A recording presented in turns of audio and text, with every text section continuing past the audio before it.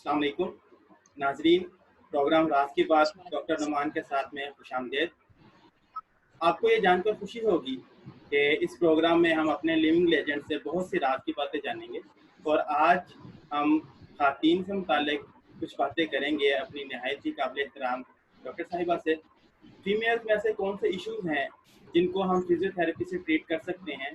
Females में menstrual cycle से related कुछ इश्यूज आते हैं, वो फिजियोथेरेपी को किस तरह से उनको डील किया जाता है फिजियोथेरेपी में। इसके अलावा गायनी रिलेटेड बहुत से इश्यूज होते हैं फीमेल्स में, वो फिजियोथेरेपी उनके लिए किस तरह से इम्पोर्टेंस है और इस तरह के बेशुमार मुतालिक जो बातें हैं, जो क्वेश्चन हैं, जो लोग जानना चाहते हैं, उनसे मुतालिक हम अपनी मैडम से आज जानेंगे। तो दोस्तों, अगर आपने अभी तक मेरा चैनल सब्सक्राइब नहीं किया तो चैनल को सब्सक्राइब कर लीजिए ताकि आप हर राज की बात सबसे पहले जान सकें। तो मैं अपनी मैडम का तारुफ करवाता हूँ। मैडम हमारे मुल्क की एक बहुत बड़ी शख्सियत हैं। मैडम किसी तारुफ की मोहताज नहीं है। मैडम ने तो पाकिस्तान की जो टॉप मेडिकल यूनिवर्सिटी है वहाँ से तालीम हासिल की। इसके अलावा मैडम न्यू हॉस्पिटल में HOD रह चुकी हैं। आजकल मैडम जो हैं अल्लामा इकबाल कॉलेज ऑफ फिजियोथेरेपी में प्रिंसिपल के फ़राइज़ सर अंजाम दे रही हैं और जिनाह हॉस्पिटल में फिजियोथेरेपी डिपार्टमेंट की हेड हैं। तो आप जान चुके होंगे कि हमारे साथ मैडम डॉक्टर शाजिया रफ़ीक हैं। इसके अलावा मैडम प्रेसिडेंट रह चुकी हैं पेप्टा की और बेशुमार मैडम की खूबियाँ हैं। तो मैं मैडम का शुक्रगुजार हूँ कि मैडम ने अपने बहुत ही बिजी स्केड्यूल से टाइम निकाला। तो madam, welcome to the show. Thank you so much Numan, आपने कहा तो मुझे टाइम तो निकालना था ना आपके लिए। Thank you very much ma'am. Ma'am कुछ बहुत से गायनी रिलेटेड इश्यूज थे जो फीमेल्स पूछना चाहती थी, तो मैंने कहा कि आपसे बेहतर हमें कौन गाइड कर सकता है, कौन बता सकता है। मैम सबसे पहले आप ये बताइए कि फीमेल्स के लिए फिजियोथेरेपी क्यों ज़रूरी है। सबसे पहले तो मैं आपको यही दोबारा से बताना चाहूँगी कि फिजियोथेरेपी बेसिकली है क्या और ये फीमेल्स के लिए और हर पर्सन के लिए ज़रूरी क्यों है। फिजियोथेरेपी जिस तरह आप सब लोग अब जानते हैं, पहले तो इसकी अवेयरनेस इतनी नहीं थी, लेकिन वक्त के साथ साथ बहुत सारे लोगों को पता चल गया है कि ये ऐसा तरीका इलाज है जिसमें हम विदाउट सर्जरी और विद लिमिटेड मेडिकेशन हम पेशेंट्स को ट्रीटमेंट देते हैं।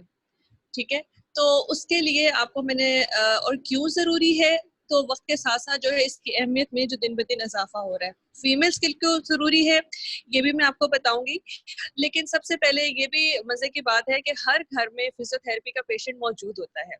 अगर आप बच्चों को देखें तो उसको भी आप फिजियोथेरेपी से हेल्प आउट कर सकते हैं, फिर नौजवान, जवान और फिर बूढ़ा। तो और जो फीमेल्स हैं उनका सोसाइटी में बहुत इम्पोर्टेंट रोल है। कहते हैं कि जो सेहतमंद जो फीमेल होगी तो सेहतमंद घराना होगा, ये मेरा मानना है। तो अगर आप फीमेल्स को सही तरीके से जो है गाइड करेंगे शुरू से ही, बेसिकली ये ज़रूरी कॉन्सेप्ट नहीं है कि जी कोई बीमारी होगी तो आपको फिजियोथेरेपी के से हेल्प लेनी चाहिए। असल में हमारे यहाँ कल्चरल कुछ इश्यूज ऐसे हैं, स्पेशली फॉर फीमेल्स, कि अभी भी बहुत सारे इलाके और बहुत सारी फैमिलीज हैं जहाँ पे फीमेल्स को बाहर जाने में और आज़ादी से जिम जाना, एक्सरसाइज करना इतना अच्छा नहीं समझा जाता, उन्हें परमिशन नहीं दी जाती। और sedentary way of living females का बहुत ज्यादा है। मर्द तो किसी ना किसी तरीके से हर लिहाज से बाहर निकल जाते हैं, कभी जॉब के सिलसिले में, कभी एक्सरसाइज करने के लिए, कभी चहलकदमी करने के लिए, लेकिन ये सारी फैसिलिटीज हर औरत को यहाँ पे अनफॉर्चुनेटली अवेलेबल नहीं है। तो इसलिए मैं गाइड करना चाहूंगी कि जो फीमेल्स के लिए फिजियोथेरेपी बहुत इंपॉर्टेंट है और उसको जरूरी नहीं है कि ये कॉन्सेप्ट भी गलत है कि जी हम बाहर जाएंगे, जिम जाएंगे तो ही ठीक रहेंगे। आप घर में, छोटे से घर में, अगर आपका का भी घर है तो उसमें भी आप बहुत इजी तरीके से अपने आप को फिट रख सकते हैं। तो ये ज़हन से भी निकाल दें कि अगर तो मैं वॉक किसी पार्क में करूंगी तो ही फिट रह सकती हूँ, या अगर मैं किसी जिम में ज्वाइन करूंगी तो ही फिट रह सकती हूँ। आपने देखा होगा कि फीमेल्स में यूजुअली जब वो घर में रहती हैं तो उनको कई बच्चियां जो है मोटापे का शिकार हो जाती हैं, जिसकी वजह से हार्मोनल इम्बैलेंस की बहुत ज्यादा कंप्लेन होती है और डेफिनेटली उनके लिए जो मेंस्ट्रुअल का साइकिल है उसमें भी इफेक्ट आता है। उसकी वजह से उनका वेट गेन तो होता ही होता है, उसके अलावा बहुत सी गायनी जो उनके इश्यूज हैं वो क्रिएट हो जाते हैं शादी से पहले ही। और जब तक वो शादी होती है और वो जो हार्मोनल इम्बैलेंसेस होते हैं वो बढ़ जाते हैं, तो ड्यूरिंग प्रेगनेंसी भी उनको बहुत सारे कॉम्प्लिकेशंस का सामना करना पड़ता है और उसके आफ्टर इफेक्ट्स भी। इसी तरह से जब ओल्ड एज में अगर खवातीन को देखा जाए तो उसमें भी यही होता है कि आपने देखा होगा जब वो मेनोपॉज हो जाता है तो हड्डियों का जो भुरभुरापन, जिसको ऑस्टियोपोरोसिस कहते हैं, ये एक आम बीमारी है जो कि अक्सर फीमेल्स को हो जाती है और जिसकी वजह से वो बेड बाउंड और होम बाउंड हो जाती है। तो अगर हम उन्हें प्रॉपर तरीके से गाइड कर सके तो मेरे ख्याल में ये सारी कॉम्प्लिकेशंस जो है आप इजीली सबसाइड कर सकते हैं। बिल्कुल ठीक मैम, आपने बहुत अच्छा ये गाइड कर दिया, अवेयरनेस के ऊपर आपने बहुत अच्छी बातें हमें बताई हैं। अच्छा मैम, एक जनरली जब हमारे पास क्लिनिकल सेटअप में फीमेल्स आती हैं और यंगस्टर्स हैं और उसमें अनमैरिड। नुमान, मेरी आवाज आ रही है आपको? यस मैम, आपकी आवाज़ आ रही है लेकिन वीडियो पॉज है। तो हमारे पास मैम जितनी फीमेल्स आती हैं अक्सर उनमें वो बैक एक शुरू हो जाती है कुछ मेंस्ट्रुअल साइकिल इम्बैलेंस की वजह से, मेंस्ट्रुअल साइकिल डिस्टर्बेंस की वजह से बैक एक के ट्रीटमेंट के लिए वो फिजियोथेरेपिस्ट के पास आती हैं। तो क्या फिजियोथेरेपी उनके मेंस्ट्रुअल साइकिल के अंदर हेल्प कर सकती है? क्या कुछ ऐसी एक्सरसाइजेज हैं जिस तरह पेल्विक फ्लोर मसल्स की हमने कुछ एक्सरसाइजेज पढ़ी थी, तो क्या इस तरह की और एक्सरसाइजेज जो कि उनके मेंस्ट्रुअल साइकिल को रेगुलेट कर सकें, उसके वो पेन फ्री रह सकें, कुछ इस तरह का आप हमें बताएंगी कि कौन सी एक्सरसाइजेज हैं जो उनके लिए हेल्पफुल हो सकती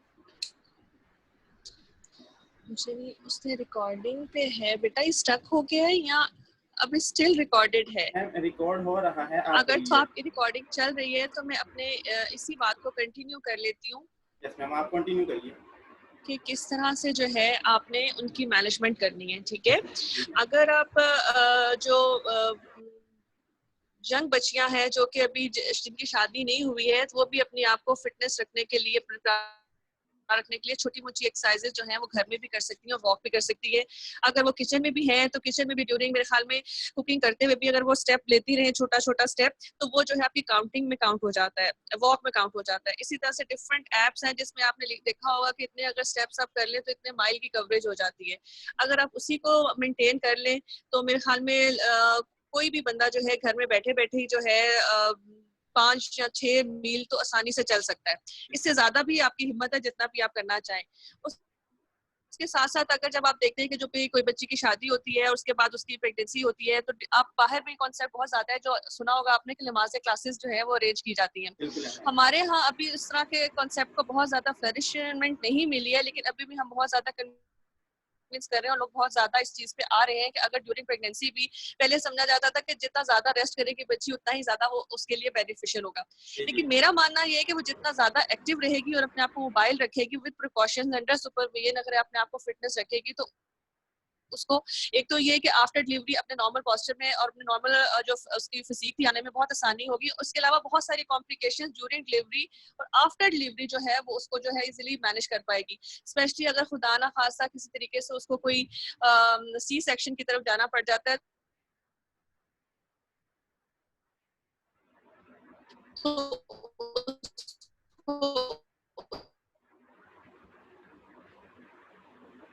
तो प्रोसेस की मैंने बात की थी, इसके लिए भी अगर आप एक्सरसाइजेज हैं बहुत माइल्ड सी, हार्मोनल रिप्लेसमेंट थेरेपी तो डॉक्टर्स देते ही हैं लेकिन वो भी हर एक को सूट नहीं करती, तो उसके लिए जो हम वेट बेयरिंग एक्सरसाइज हैं जो हमारे फिजियोथेरेपी में, जो कि बहुत माइल्ड सा आप उन्हें वेट उसमें अप्लाई करते हैं और वो एक्सरसाइजेज आप उनको बताते हैं और 3 to 4 डेज पर वीक अगर आप करते हैं तो इससे जो है आपकी बोन्स जो है वो बहुत स्ट्रांग हो जाती हैं।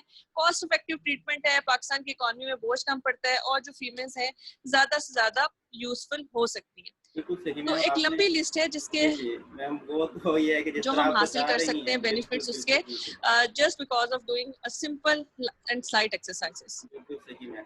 अच्छा मैम, एक जनरल क्वेश्चन जो अक्सर पूछा जाता है, थैंक यू। आपकी आपकी आवाज़ डिस्टॉर्शन। नोमान, मुझे आपका कुछ अब समझ नहीं आ रही कि आप ऑनलाइन हो कि ऑफलाइन हो बेटा? यस मैम, मैं ऑनलाइन हूँ। अभी आपकी वीडियो ठीक होगी, आपकी वीडियो पॉज हो गई थी तो हमारा सेशन ठीक चल रहा चलो है जी। और अच्छा ठीक है, मैंने तो काफी कुछ बोल दिया है। जी मैम, वो सारी चीज़ें रिकॉर्ड हो रही हैं, सारा कुछ ठीक चल रहा है, वो कोई इशू नहीं है। तो मैम अच्छा, एक और जनरल ठीक है, क्वेश्चन उसको और। एडिट कर जी लीजिएगा। मैम, वो हो जाएगा। मैम एक जनरल क्वेश्चन पूछा जाता है कि क्या फिजियोथेरेपी से हम छोटे बड़े ऑपरेशन से बच सकते हैं? फीमेल में जब सी सेक्शन का अगर हम बात करते हैं कि उनको ज़रूरत पेश आती है, तो आपकी आवाज कट गई। ऐसी कौन सी एक्सरसाइजेज हैं जो कि आप अच्छा मैम, हमें ये बताइएगा, अक्सर एक क्वेश्चन हमें सुनने को मिलता है लोगों की तरफ से कि ऐसी कौन सी एक्सरसाइजेज हैं जिनसे हम सी सेक्शन से फीमेल्स को बचा सकते हैं? क्या फिजियोथेरेपी हेल्पफुल है कि सी सेक्शन से वो लोगों को, फीमेल्स को बचा सके? ये बहुत कॉमन क्वेश्चन है, इसी के लिए मैंने आपको बताया कि जब बच्चियां यंग एज में होती हैं बिफोर मैरिज, तो अगर हम उनको आदत डाल दें कि आपने जो है एक्सरसाइजेस करनी है, अपना ओबेसिटी को कंट्रोल रखना है और एक मैक्सिमम जो वेट लिमिट होती है उसी में रहना है, बहुत ज्यादा जो है खाना पीना और मुरगन ग़िज़ाएं जिस तरह से आजकल आप देखते होंगे बच्चियां आती हैं, उसको अगर आप अवॉइड करें तो डेफिनेटली जो आप है सी सेक्शन की तरफ जाने से बच जाते हैं। ठीक है, जो बिल्कुल। बच्चा ऑलरेडी जो बच्ची है वो फिट होगी तो डेफिनेटली उसको सर्जरी की तरफ जाने की जरूरत नहीं पड़ती, अनटिल एंड अनलेस कुछ चीजें हैं जिस तरह से प्लेसेंटा प्रीविया वगैरह हो गई, इस तरह की कॉम्प्लिकेशंस हैं, डेफिनेटली वो अनअवॉइडेबल सर्कमस्टांसेस हैं। ठीक है, लेकिन अगर हल्की फुल्की कोई भी इशू होता है तो अगर आप उसको मेंटेन रखेंगी, अपना पोस्चर ड्यूरिंग प्रेगनेंसी आप ठीक रखेंगी, अपनी रेगुलर डाइट का ख्याल रखेंगी, ओवरवेट नहीं होंगी, रेगुलर एक्सरसाइज करती रहेंगी, आप बल्कि यकीन करें मेरी एक पेशेंट है, उसको मैंने यहाँ तक कि लास्ट ट्राइमेस्टर तक जो वो एंड तक वो स्विमिंग करती रही और सब हैरान होते थे कि ये किस तरह से आप इनको एडवाइस करती हैं, और उसके बाद उसने मुझे अपना एक्सपीरियंस शेयर किया कि मैम आपकी एडवाइस पे मैंने अमल किया और आखिरी दिन तक जो है 1/4 डिलीवरी मैंने अपनी स्विमिंग कंटिन्यू रखी और उससे ये हुआ कि मेरा मुझे पता भी नहीं चला मेरी डिलीवरी, डॉक्टर्स ने हालांकि पहले कहा था कि सर्जरी हो गई लेकिन नॉर्मल डिलीवरी हुई और मैं बहुत ज्यादा फिट रही और किसी की कॉम्प्लिकेशन से मुझे मैं बची रही। तो जबरदस्त। डेफिनेटली ये बहुत सारी चीजें हेल्पफुल हैं, हम्म। तो लेकिन इनको करना करना जरूरी है। जिस तरह से मैंने आपको बताया था कि जैसा नमाज क्लासेस भी होती हैं, इवन गायनी जो एक्सरसाइजेज हैं जी। उसमें हम आप बताते हैं कि आपने अपनी जो ब्रीदिंग पैटर्न को जो है कंट्रोल करना है, किस वक्त आपने उसको पुश करना है, किस वक्त आपने होल्ड करना है और अपने आप को रिलैक्स कैसे रखना है सारे प्रोसेस के दौरान। बिल्कुल। तो मेरे ख्याल में बच्चियों को बताना चाहिए कि बहुत सारी चीजें जो है वो अवॉइड हो सकती हैं, नॉर्मल डिलीवरी का अपना ही एक स्कोप है, कॉम्प्लिकेशन से आप बच जाते हैं और इंशाल्लाह अच्छी लाइफ गुजरती है। बहुत बहुत इंटरेस्टिंग इन्फॉर्मेशन मैडम वहाँ से मिल रही है। अच्छा मैम, एक और जनरल क्वेश्चन कि हमारी सोसाइटी में बहुत सी सर्जरीज होती हैं फीमेल्स की, जिस तरह मेस्टेक्टमी है, ब्रेस्ट रिमूवल सर्जरी है, हिस्टेक्टमी है और बहुत सी सर्जरीज हैं। तो उनके बाद पोस्ट ऑफ केयर में फिजियोथेरेपी का कितना रोल है? देखिए मैंने आपको पहले ही बताया कि सर्जिकल कंडीशंस में तो इसका बहुत इंपॉर्टेंट रोल है। इवन जो फिजियोथेरेपी मैनेजमेंट है वो तो at the spot of surgery start हो जाती है, जिस तरह से इनके फर्स्ट डे पे, आप जिसको आप 0 डे भी कह सकते हो, फर्स्ट डे भी कह सकते हैं।